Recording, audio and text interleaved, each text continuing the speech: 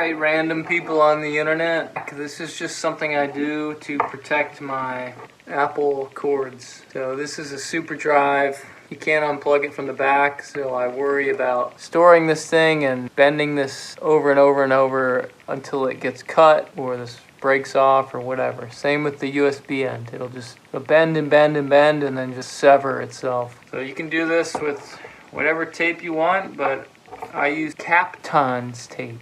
C-A-P-T-O-N for working on electronics. It's like a heat tape. It smells weird and it's yellow. So all I do is wrap the ends.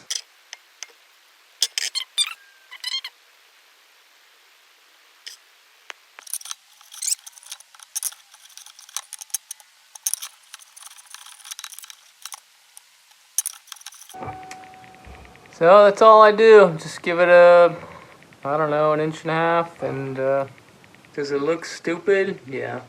Is it stupid? I don't know. Gives it a little brace and saves your cables. Here's a Mac charger all wrapped up. Peace.